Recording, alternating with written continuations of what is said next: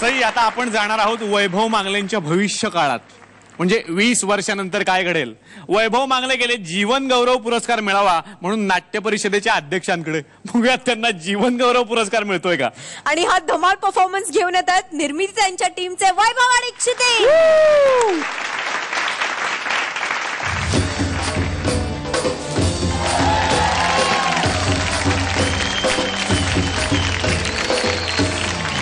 नमस्कार.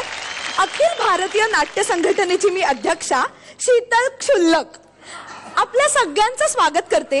आज आम्ही आमच्या कार्यक्रमात काही कलावंतांना पुरस्कार वगैरे देणार आहोत. तर सुरू करूया कार्यक्रमाला. पहिला पुरस्कार देता का. पुरस्कार या टकल्या तुफानाला कोणी पुरस्कार देता का. पुरस्कार हे तुफान नाटक वाचून, सिनेमा वाचून, सिरियल वाचून, रियालिटी शो वाचून सुपाऱ्यांपासून निर्मात्यांकडे हिंडतय. त्या या टकल्या तुफानाला फक्त पुरस्कार द्या. बसाओ. किसने भेजा तुमको अंदर. बाहर जाओ. कौन है तुम. सेक्रेटरी. मला पुरस्कार द्या ना. अहो नाही.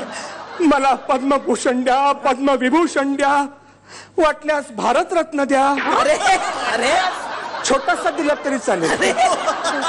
अगदीच नाही जमलं तर भारतभूषण द्या.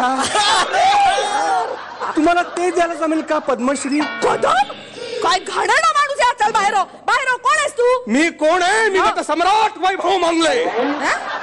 नटसम्राट वैभव मांगले ज्याने एक काळ गाजवला.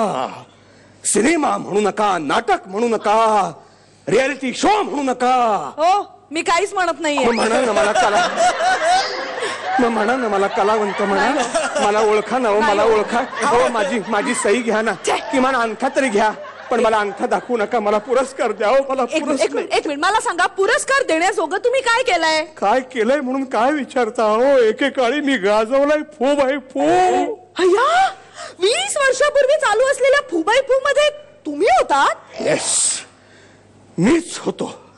तुम्हाला सांगतो अहो पहिलं पर्व मी जिंकलं. 1 लाख रुपयाचा मला इनाम जाहीर झाला होता. मग तो मागच्या महिन्यात मिळाला. तुम्ही खरंच फूबाई फू मध्ये होतात. तिथे फक्त मीच होतो. म्हणूनच जिंकलात की काय. हो बाई थट्टा नकोय अजिबात. हे बघा मी थट्टा करत नाहीये. पण काय आहे तेव्हाचे फूबाई फू मधले सगळे नट म्हणजे दिगंबर नाईक, विकास समुद्रे, अतुल तोडणकर, अंशुमन विचारे अहो सगळे कुठल्या कुठे गेलेत. बापरे गेले हो. म्हणजे करिअर मध्ये कुठल्या कुठे गेलेत. अतुल तोडणकरला तर राष्ट्रपती पुरस्कार मिळाला. त्याला राष्ट्रपती पुरस्कार हळू मिळाला. कशाबद्दल. अभिनयाबद्दल. हे त्यानं कधी सुरू केलं. हे बघा तुम्ही मला एक सांगा. तुम्ही इतकी वर्ष कुठे होतात. काय सांगू तुम्हाला माझी व्यथा. तर नका सांगू. नाही ऐका. त्या काळी आनंद इंगळे नामक माझा एक मित्र होता. हा आनंद इंगळे कोण. काय म्हणालात. हा आनंद इंगळे कोण. यांना आनंद इंगळे माहित नाही. यांना आनंद इंगळे माहित नाही. यांना आनंद इंगळे माहित नाही. तुम्हाला आनंद इंगळे माहित नाही. किती बरं वाटतंय म्हणून सांगू तुम्हाला. आनंद पोटात माझ्या मावना रे मावना. आनंद पोटात माझ्या मावना. एक मिनिट मला सांगाल का आनंद इंगळे कोण. पुण्याचा भामटा होता. स्वतःला ऍक्टर समजायचा. नाही तसा बरा ऍक्टर होता तो. पण तुम्हाला सांगू त्या आनंद इंगळेने माझं वाटोळं लावलं. माझं वाटोळं लावलं. हे काय करायचे आनंद इंगळे. काय करायचे. आनंद इंगळे अपमान करायचे. समोर दिसेल त्याचा अपमान करायचा. नाही हो तसं नाही. म्हणजे मला विचारायचंय की व्यवसाय काय होता त्यांचा. तुमचा प्रश्न बदलला तरी उत्तर तेच आहे. अपमान.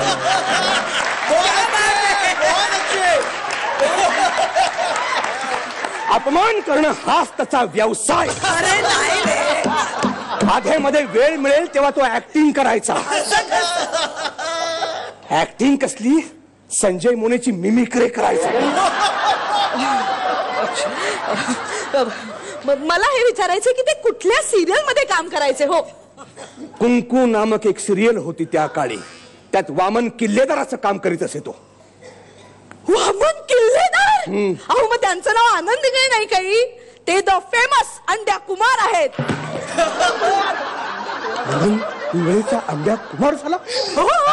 म्हणजे तो फेमस झाला? अंडे फेमस झाला. संताप पोटात माझ्या मावना रे मावना, संताप पोटात माझ्या मावना. तो फेमस झाला. अहो हो. किती फेमस झालाय अहो खूप. सध्या तो विक्रम गोखलेंना डेड पॉज वर्कआउट कसा करायचा ते शिकवतोय.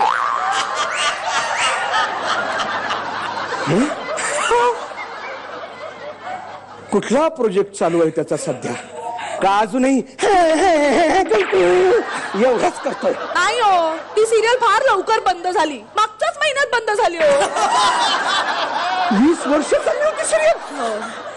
आता एक नवीन सिरियल आहे मळवट. मळवट तळपट होईल त्याचं, तळपट. तुम्हाला सांगतो त्या अंड्यानं माझं करिअरचं वाटोळं लावलं. काय झालं? काय झालं? तुम्हाला काय वाटलं? तुम्हाला काय वाटलं? तुम्हाला काय वाटलं? तो इतका नीच हरामी माणूस होता. अहो त्या काळी काही दबदबा होता त्यांचा? माझा. एवढा माझा दबदबा होता, माझं करिअर एका उंचीवर होतं. आणि तो हरामखोर मला म्हणाला, मांगले तू खूप चांगला ऍक्टर आहेस, तुझा गळा खूप उत्तम आहे, वसंतराव देशपांडेंची जागा चालवणारा तुझ्या इतका लायक माणूस दुसरा कोणी नाही. त्याच्या पुणेरी भाषेत सांगितलं आणि मला पटलं होतं. तिथे घात झाला माझा, घात. सगळी कामं तिथल्या तिथे सोडली आणि संगीताच्या अभ्यासाला लागलो. संगीत नाटकं वाचायला लागलो, रियाज करायला लागलो. पहाटे 5 वाजता उठून रियाज करायचो. तुम्हाला सांगतो कोंबडी चोरांनी कोंबडं समजून उचलूनही नेलंय मला. काय सांगू व्यथा तुम्हाला, काय सांगू व्यथा. आणि इथं येऊन बघतो तर काय साधं काळं कुत्रही विचारत नाहीये हो मला. तसं मीही नाही ओळखलं तुम्हाला. म्हणूनच म्हटलं काळं कुत्रही विचारत नाहीये. अहो काम नाही तर काम नाही तर म्हटलं पुरस्कार तरी घ्यावा म्हणून इथं आलो. मला पुरस्कार द्या. अहो मागले ओळखलं मी तुम्हाला. हो पण त्याचं काय आहे ना, तुम्ही कशी फुबाई फुमधनं सगळ्यांची चेष्टा करायचा. म्हटलं बघू आपल्यालाही जमतंय का. बापरे, तुम्ही मला ओळखलं? मला पुरस्कार द्या. देणार. या वर्षीचा जीवन गौरव पुरस्कार जातोय वैभव मांगले यांना. हा घ्या. मायबाप रसिक हो, या पुरस्काराच्या योग्यतेचा मला तुम्ही समजलात त्याबद्दल मी आपला शतशः ऋणी आहे. हो एवढं ऋणी उडी बोलायचं काही गरज नाही. काय आम्ही सगळ्यांना पुरस्कार देऊन झालेत. आता एकही म्हातारा माणूस आम्हाला भेटत नव्हता. अनायसे तुम्ही आलात म्हणून तुम्हाला दिला. क्या बात है, क्या बात है. धमाल झाला तुमचा परफॉर्मन्स. वळूयात परीक्षकांकडे. स्वप्नील सर, कसा वाटला हा परफॉर्मन्स?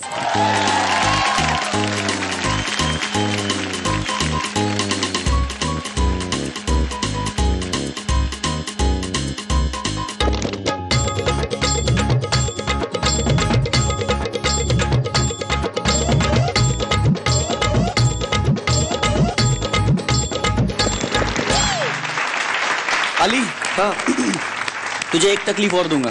बोल. आजा भाई चल.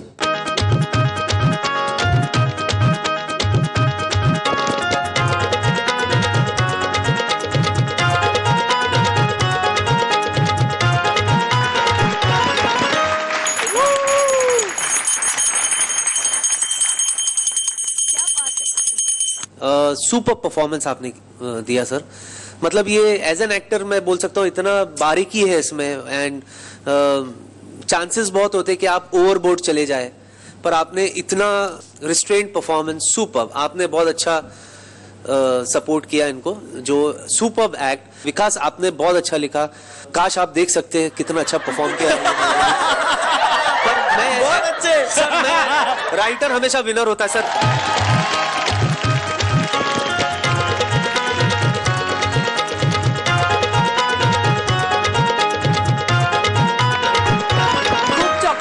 खूप कौतुक, खूप टाळ्या. सगळं झाल्यानंतर आता बघूया मार्क्स किती मिळतात. निर्मिती ताई अरे देवा. 10 गुण स्वप्नील सर. 10 गुण. 10. आधीचे 54 आणि आत्ताचे 20 एकूण 74 गुण. तर नटसम्राट पुढेही असे धमाल परफॉर्मन्सेस देत राहा आणि आम्हाला हसवत राहा. मनापासून शुभेच्छा. थँक्यू.